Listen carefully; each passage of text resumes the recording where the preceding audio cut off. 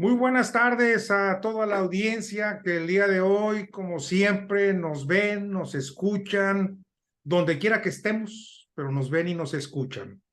El día de hoy, como siempre, tenemos eh, un excelente invitado el día de hoy.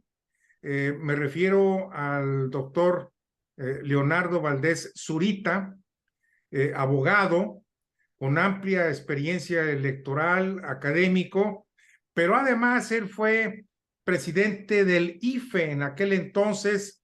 ¿De qué años, Leonardo? De 2008 a 2013. Fui el último presidente del Instituto Federal Electoral. Cuando se hizo el cambio al INE, tú ahí ya no, ya saliste, ¿verdad? Entre los amigos decimos que hicimos también el trabajo en el IFE, que las fuerzas políticas decidieron nacionalizar lo bien que hacíamos nosotros para organizar las elecciones. Efectivamente, justo cuando yo terminé, se estableció la reforma electoral que creó al Instituto Nacional Electoral. Que fue cuando se concentró la mayor parte de la operación, ¿verdad? Sí, la idea de esa reforma fue eh, que la calidad que se había alcanzado para la organización de las elecciones federales se tomara para las elecciones locales. Esto es, para que las elecciones de los gobernadores, de los congresos locales, de los presidentes municipales y los ayuntamientos, pues se hiciera con el estándar de calidad y de equidad y de imparcialidad que habíamos alcanzado ya en el Instituto Federal Electoral. Para que la gente de nuestra audiencia lo entienda, mis buenos amigos, hasta la presidencia del doctor Leonardo Valdés Zurita, se respetaba el federalismo y Sí, claro. después se modificó la ley constitucionalmente hablando con el objeto de centralizar las funciones del INE. Y eso fue una variante, pues que realmente modificó la vida institucional del IFE, a lo que Yo hemos digo, estado viviendo, que es un yo digo, centralismo. yo digo que es un nuevo federalismo, porque efectivamente hasta antes de la reforma de 2014, el IFE organizaba solamente las elecciones federales, esto es la de presidente de la República, senadores, diputados, pero no tenía ninguna injerencia en las elecciones locales, con dos salvedades. El padrón electoral siempre fue federal, nunca hubo padrones electorales ni credencial para Locales, sí. votar locales. Entonces eso sí estaba centralizado desde siempre, desde que se creó el IFE en 1989. Y después de la reforma de 2007, también se le dio al IFE la atribución de administrar y monitorear los tiempos del Estado mexicano en radio y televisión que se otorgan gratuitamente a los partidos políticos para que la equidad en la competencia sea real, sea algo que exista, para que no solamente salga en la televisión el candidato del partido en el poder, sino que también salgan los otros partidos y puedan llevar su mensaje a la ciudadanía. Y en esa ocasión se le otorgó al IFE la administración de los tiempos de radio y televisión del Estado para las elecciones locales y para las elecciones federales. O sea que sí teníamos participación en las elecciones locales, en términos de registro de electores, de credencial para votar y en términos de radio y televisión, de la administración. Es un muy complejo proceso de administración de los tiempos del Estado en la radio y la televisión. Lo que no tenía el IFE era esta posibilidad de coordinarse con las autoridades electorales locales para todo lo que tiene que ver con la instalación de las mesas de votación, la capacitación de los ciudadanos que reciben los votos, que los cuentan, que levantan las actas, porque eso sí Los era una centros de facultad. cómputo, me imagino, Eso, tampoco. sí, eso era una facultad exclusiva de los institutos estatales electorales.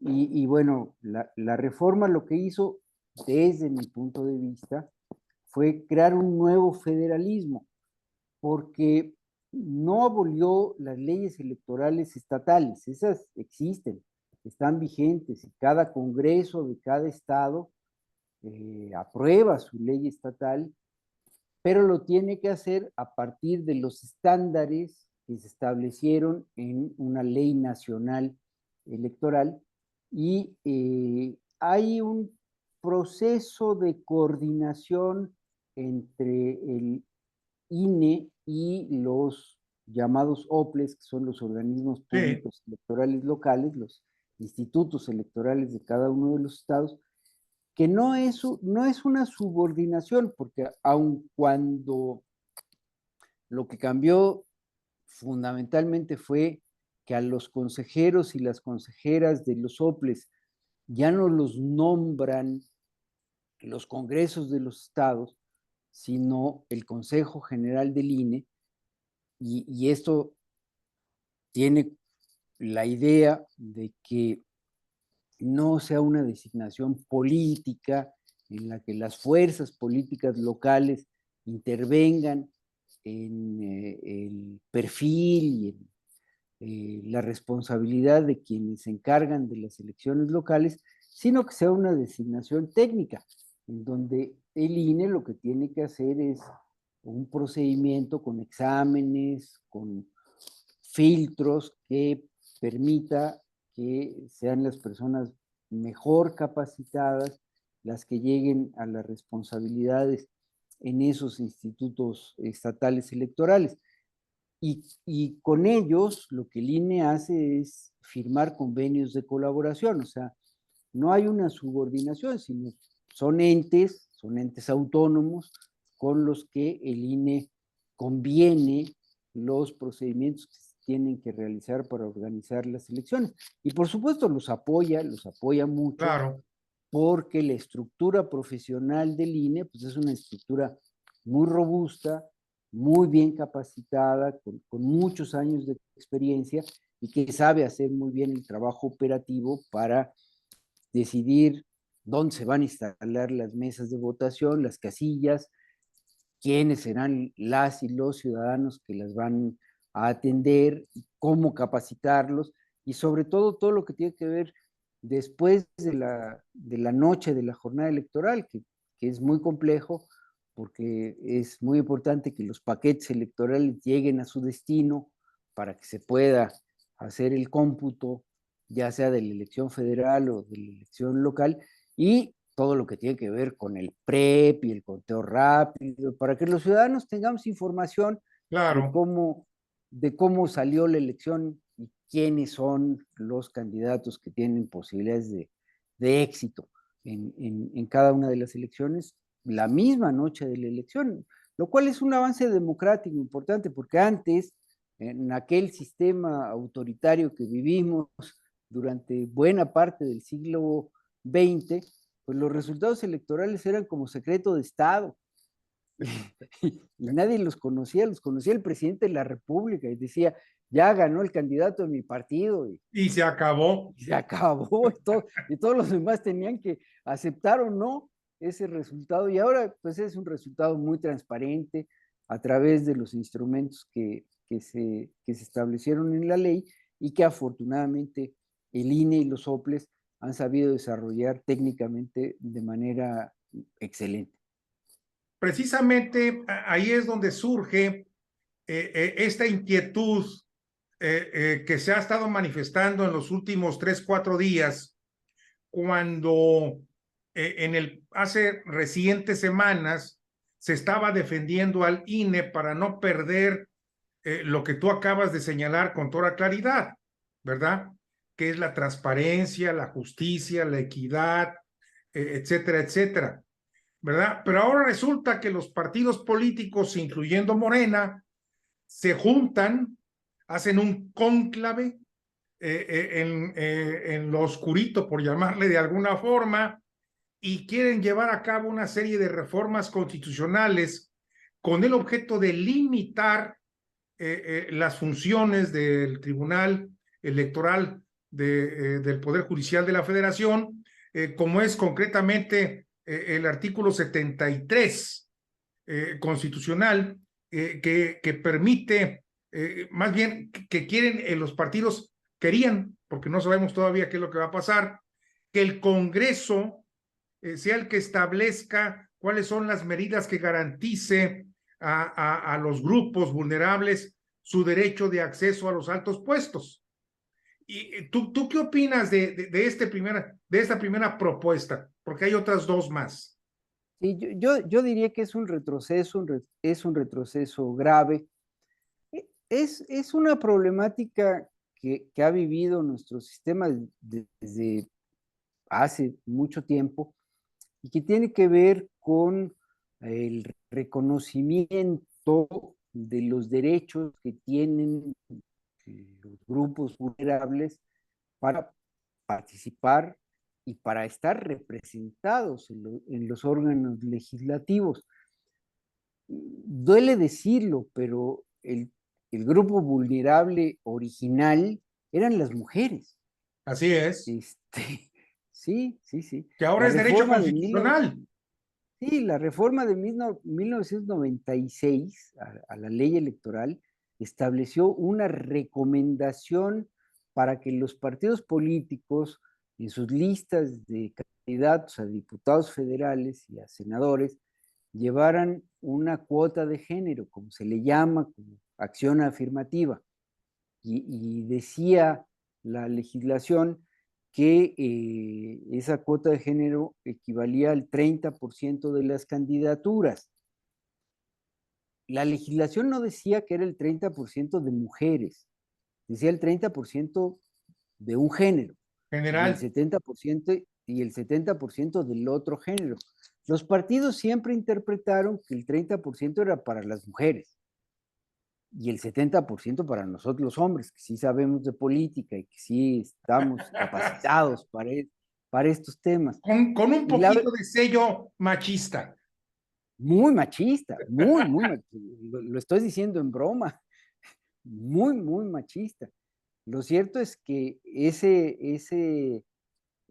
esa recomendación que estaba en la legislación, pues los partidos no la acataban, porque decían, si incumplo, como es una recomendación, no voy a tener ninguna sanción, no pasa nada. Y efectivamente no pasaba nada, no cumplían y no pasaba nada, porque era una recomendación.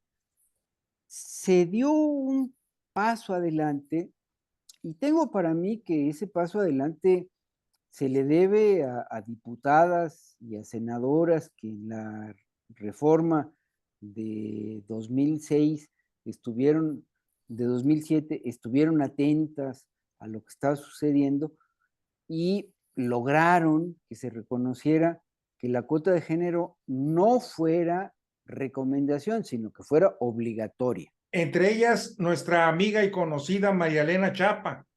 Sí, sí, es un grupo Y muchas interesante. más, ¿verdad? Es un grupo interesante. Recientemente, bueno, ni tan recientemente, yo que ya peino canas, digo recientemente, pero ellas están activas desde 2009, 2010. Es un grupo que se autodenomina Mujeres en Plural, que son militantes políticas de los diversos partidos políticos. Ahí hay gente de Acción Nacional, del Revolucionario Institucional, del PRD y de otros partidos políticos, y supongo que ahora a lo mejor hasta hay alguna por ahí de Morena que forma parte de ese grupo de mujeres en plural, que lo que plantean y lo que han planteado y por lo que han luchado es que esta posibilidad de que ellas, no como grupo minoritario, porque no lo son, son un grupo mayoritario. En el padrón electoral, las mujeres son el 53% de la Sí. lista, nosotros los hombres somos el 47%, pero la legislación les daba trato de minoría. Y entonces por eso las cuotas de género y en esa reforma de 2007, ellas dijeron, a ver, esto no debe ser una recomendación, debe ser obligatorio para los partidos políticos y no solo debe ser obligatorio, sino que además si los partidos políticos incumplen, deben ser sancionados. Y subieron a 40, 60. Nunca dijo la legislación que era 40% mujeres, 60% Lo hombres, dejaron abierto como siempre. pero los partidos siempre lo interpretaron como el 40% es para las mujeres. Y además las ponían en los distritos en los que los partidos sabían que iban a perder o presumían que podían perder. Y la verdad es que en 2009 hicieron una trampa todos los partidos, unos más, otros menos. Yo era consejero presidente y sí, me pareció deleznable lo que sucedió, porque pusieron de suplentes a los novios, a los primos, a los cuñados de las candidatas, y a los 3 días de que A los novios con derecho. y a los 3 días de que tomaron posesión las diputadas, solicitaron licencia para que el suplente entrara. Se creó ahí una figura que le llamábamos en los corrillos electorales las Juanitas. Las Juanitas, sí. Mal nombre, porque yo tengo una tía a la que quiero mucho que se llama Juana y le decimos Juanita, pero pues, el mal nombre es culpa del López Obrador, porque en un mitin en Iztapalapa, sí, como el PRD no había registrado a su candidata, que ahora todavía es alcaldesa de Iztapalapa, Clara Brugada, él enojado en un mitin ahí del PT, dijo, bueno, pues como ya Clara no puede ser candidata del PT, aquí Juanito, que no se llama Juanito, se llama Rafael, va a ser el candidato y él cuando gane le va a ceder la delegación política a Clara. sí, recuerdo. Por eso se creó la figura de las Juanitas, porque es este Juanito que no se llama Juanito, que López Obrador en un mitin le puso el nombre de Juanito, yo creo que de una manera muy racista y muy clasista. Y esas cosas que él critica, creo que adolece de Así ellas. es. Oye, Leonardo, esta propuesta de reforma del artículo 49, 73, ¿está ligada al 41, al artículo 41? Sí, en términos de que puede lesionar los derechos. Por eso me concentré en el tema de las mujeres, porque lo que establece hoy la Constitución es que las autoridades electorales tienen la facultad y la obligación de verificar que la paridad de género sea efectiva. Y la paridad de género no es solo en las candidaturas para el Senado de la República y las diputaciones, sino también para las gubernaturas, para los congresos locales y lo más importante, para los ayuntamientos. Y ahí el Tribunal Electoral hizo una interpretación que a mí me parece que es muy correcta en términos de que la paridad de género debe ser horizontal. Esto quiere decir, si hay 200 municipios en un estado, por poner un número, 100 de los candidatos a presidentes municipales de cada partido deben ser mujeres, 100 deben ser hombres, pero además de esa paridad horizontal, debe haber paridad vertical. Esto quiere decir que en la planilla que registra cada partido político para cada uno de los ayuntamientos, debe, si es encabezada por un hombre, el segundo puesto debe ser de una mujer, y si es encabezada por una mujer, el segundo puesto debe ser encabezado por un hombre, de tal suerte que se garantice que efectivamente se dé la paridad de género en la representación política. Y ese es un criterio al que se llegó en virtud de la capacidad de interpretación constitucional del tribunal. Y eso es lo que le está limitando esta reforma. Es lo que quieren modificar, así es. el tribunal ya no Y no podrá, solamente con las mujeres, ¿verdad? Sino también con los no, otros con grupos todo, vulnerables. con los grupos originarios o indígenas, como se les llama en nuestro país, con la diversidad sexual, con las personas con discapacidad, con las personas afromexicanas, con las personas con discapacidad. En fin, es un espectro muy amplio que fue ganando la posibilidad de estar representados a golpe de sentencia. Y eso Los, es lo que quieren modificar. que el tribunal no pueda con sus sentencias obligar a los partidos a respetar estas reglas que implican la representación. En el plan B pusieron una norma, Es lo que te iba a decir, había algo por ahí también, ¿verdad? en el plan B pusieron una norma que es una norma que a mí me parece bastante tramposa, porque no hace diferencia entre los diversos grupos vulnerables. Es lo mismo para lo que hoy dice la ley en el plan B, que por suerte está suspendida porque así lo ha decidido hasta este momento la Suprema Corte de Justicia de la Nación. Lo que dice la ley es que cada partido estará obligado a postular 25 candidatos a diputados federales, de los 300 que postula, para las minorías étnicas, minorías sexuales y todos los grupos vulnerables. Pero no establece cuántos y con qué geografía, porque no es lo mismo ese Claro, concepto, no es lo mismo ese concepto en la Ciudad de México que en Oaxaca, o en Guerrero, o en Chiapas, o en Yucatán, o en Nuevo León. Son sociedades muy diversas en términos demográficos y en términos de la presencia de grupos étnicos, de la diversidad sexual. Y además, eso además no es estático, cambia con el tiempo.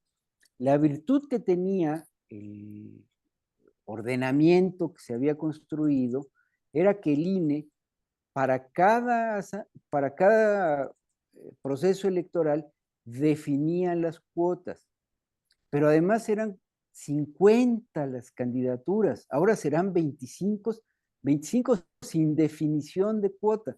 El INE lo que hacía era, decía, a ver, en este distrito de Oaxaca, donde hay presencia étnica importante, él o la candidata tiene que ser representante de ese grupo étnico. En Ciudad de México, donde hay diversidad sexual, pues él o la candidata de cierto número de distritos deben representar esa diversidad sexual. En Veracruz, En Nuevo León hay muy pocos representantes de los grupos étnicos. claro, en Veracruz, donde hay afromexicanos, pues ahí en algún distrito de Veracruz donde el censo dice que hay afromexicanos, Es un pues estudio que se tiene que hacer específicamente. para cada elección y eran 50 las candidaturas. El plan B lo que dice es 25 y como quiera cada partido, cada partido resuelve como quiere. Y ahora con esta reforma, que espero que no pase, ya ha habido voces que han dicho que no van a permitir que pase porque es una reforma constitucional, lo que quieren es que si incumplen los partidos, el tribunal no los pueda No pasa sancionar. nada como en el pasado. Otra Exactamente, vez. exactamente. Oye, Leonardo, y el artículo 99, donde se propone limitar al Tribunal Federal Electoral para resolver solamente sobre leyes electorales. O sea, que ya no se puede meter. ¿Cómo nos podrías explicar esto? Porque pues el Tribunal Electoral del Poder Judicial de la Federación es para analizar, observar, sancionar sobre leyes electorales. Entonces, aquí ya nos perdimos. Sí, Es una contradicción. no, es un tema complejo. A ver, esto, en los principios generales de derecho está esta idea de que los ciudadanos, tú y yo y las personas que nos acompañan, podemos hacer todo aquello que no esté prohibido por la ley. Correcto. Y está bien, eso es en defensa de nosotros, de nuestros derechos. Pero las autoridades solo pueden hacer aquello que esté establecido en la ley. Entonces, en materia electoral, la autoridad administrativa, o sea, el IFE antes, ahora el INE, no puede interpretar la Constitución, sino tiene que aplicar la letra de la ley y de la Constitución. Ok. Pero eso que está muy bien para la autoridad administrativa, para que no se exceda en sus facultades y que nos protege a los ciudadanos de situaciones que son indeseables en una democracia, porque pueden atropellar nuestros derechos, tiene una salvedad. Y esa salvedad es que el Poder Judicial no solamente debe aplicar la ley, sino tiene capacidad de interpretar la Ok. ley y de interpretar la Constitución. Y esto se potencializó mucho en nuestro país a partir de una reforma al artículo primero de la Constitución que se hizo en 2011, que establece que en nuestro marco jurídico la Constitución es, por supuesto, ley suprema, pero está acompañada de los convenios internacionales que en materia de derechos humanos ha firmado México.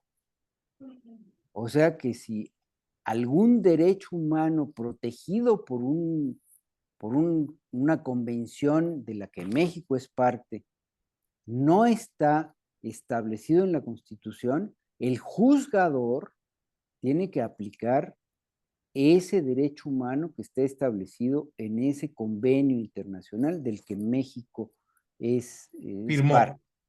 Y además dice, los juzgadores deben aplicar siempre el criterio de la más amplia protección a los derechos humanos de las personas en este país. Por eso es que el Tribunal Electoral ha podido avanzar en las acciones afirmativas. Para el INE, para la autoridad administrativa es mucho más difícil, porque si no está establecido en la ley, no puedes darle cuota de género, no puedes hacer lo que no está estrictamente establecido en la ley, pero el tribunal sí, por esa capacidad de interpretación que tiene, no solo de la Constitución, sino también de los tratados internacionales. Y eso Y es lo que quieren eliminar. Y el tribunal se ha convertido en un protector de nuestros derechos humanos. Y justamente eso es lo que quieren eliminar porque a los partidos no les gusta que los obliguen a tener la cuota de género, a tener las cuotas de las minorías. Y en el fondo también lo que no les gusta es que el tribunal se meta en decisiones del poder legislativo. A la raíz de, este, de esta reforma está una decisión que tomó el Tribunal Electoral del Poder Judicial de la Federación ordenándole a la Junta de Coordinación Política de la Cámara de Diputados que cuando constituye la comisión permanente tiene que tomar en cuenta a todos los grupos parlamentarios, por más pequeños que sean, a todos. ¿Por qué? Porque son parte de la representación política de la ciudadanía. Y en consecuencia, si algún grupo parlamentario no le dan representación en la Junta de Coordinación Política o en la comisión permanente, que es la que opera entre un periodo ordinario de sesiones y otro, entonces están violando nuestros derechos ciudadanos de estar representados en los órganos legislativos. Claro. Y a la Junta de Coordinación Política eso no le gustó, porque si ellos no le quieren dar entrada a un grupo parlamentario pequeño porque no les gusta y porque no les cae bien sus críticas que pueden hacer ahí en las reuniones, entonces los dejan fuera y el tribunal, a demanda de esos grupos parlamentarios de diputados y senadores, reaccionó, hizo el análisis convencional, no solo de la Constitución, sino de las convenciones internacionales que hemos firmado y dijo, no, no los puedes dejar fuera, los tienes que incluir. Que fue el caso de los senadores independientes, Gustavo Madero, Emilio Álvarez y Casa, Efectivamente. se me fue el nombre ahorita, Martínez, que fue presidente Sí, del PAN, ¿verdad? Germán. Germán Martínez. Sí, son 4 o 5 4 o senadores. 5, sí. Y también ha sucedido en Cámara de Diputados. De pronto no les gusta incluir a algún grupo parlamentario y no lo incluyen. Y eso sí es violatorio de los derechos De humanos. los derechos humanos de los ciudadanos. Sí, no solo de los diputados y de los senadores, sino también de nosotros, porque, a ver, yo no voté por ninguno de esos diputados ni de esos senadores, pero nos representan. En su Claro. conjunto nos representan. Y el espíritu democrático de nuestra Constitución es que la pluralidad política esté representada en los órganos de gobierno de la Cámara de Diputados, de la Cámara de Senadores. Entonces, en el fondo está eso. Lo que no quieren es que el Tribunal Electoral les imponga a los órganos legislativos y a los partidos políticos decisiones que ellos no quieren acatar porque les parece que no son correctas. Pero son decisiones que están fundadas y motivadas en la Constitución, en nuestros derechos humanos y en los convenios internacionales. Entonces, a mí la verdad sí me parece que es un retroceso muy grave esta propuesta, que yo que soy optimista, Raúl, creo que no va a pasar. Eso es lo que te iba a preguntar, que de acuerdo a tu experiencia, y déjame ponerlo con otro adjetivo calificativo, con tu olfato profesional, ya lo contestaste, no crees que vaya a pasar, pero no crees que pueda haber alguna otra maniobra, porque por ahí tanto el PRI como el PAN, incluyendo Morena, dejaron abierta la puerta que van a revisar el documento con el objeto de pulirlo y volver a presentarlo. ¿O fue nada más una cortina de humo para decir, está bien, ya no vamos a hacer nada? Yo creo que esperaban que la sociedad civil no reaccionara, que pasara de noche, que no nos diéramos cuenta, era Semana Santa, entonces que estábamos todos de vacaciones y Y, que oh, no nos íbamos a dar sorpresa, cuenta. ¡Oh, sorpresa! Pero bueno, pues la sociedad civil en este país ya no está dormida, la sociedad civil en este país está despierta y la sociedad civil se manifiesta.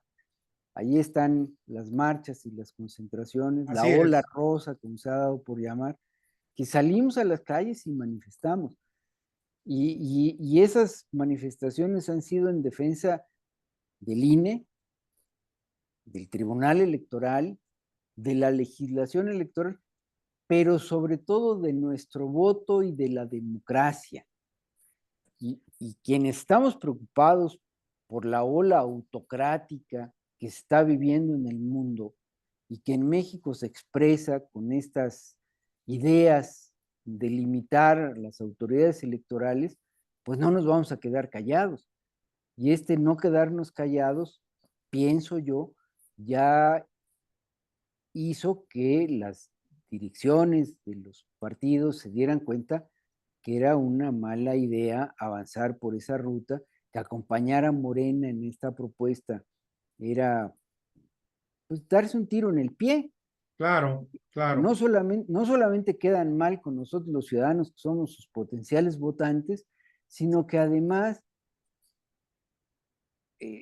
difícilmente van a tener un beneficio político electoral cuando Morena ha dado muestras de que no está dispuesto a ninguna negociación y que quiere imponer su voluntad y solo su voluntad, que además ni siquiera es la voluntad de Morena, es la voluntad del presidente de la República. Claro, es lo que te iba a decir. Oye, Los Leonardo, diputados y los nos quedan senadores ya pocos acatan minutos. instrucciones. Nos quedan pocos minutos, pero quisiera hacerte una pregunta para amarrar todo este concepto.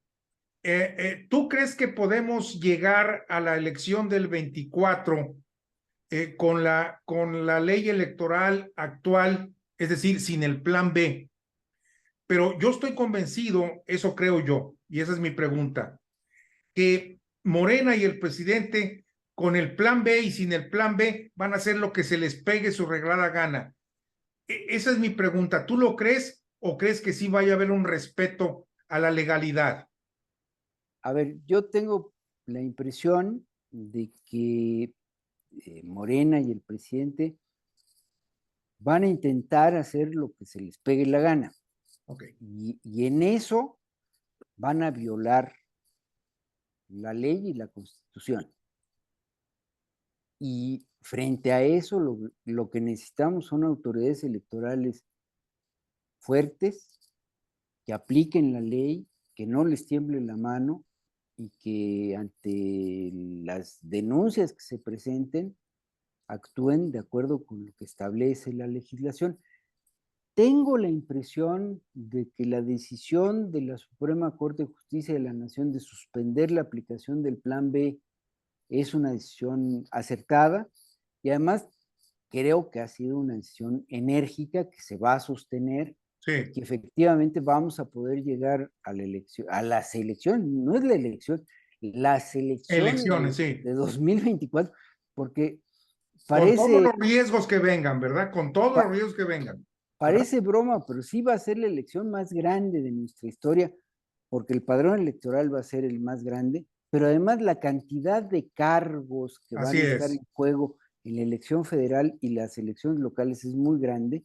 O sea, el poder político que va a estar en juego es gigantesco y creo que si logramos los ciudadanos y las ciudadanas que las autoridades electorales se mantengan firmes para la aplicación de la ley, aunque Morena y el presidente intenten evadirla, pues van a recibir las sanciones que corresponden y sobre todo creo que ya aprendimos las y los mexicanos que nuestro voto cuenta.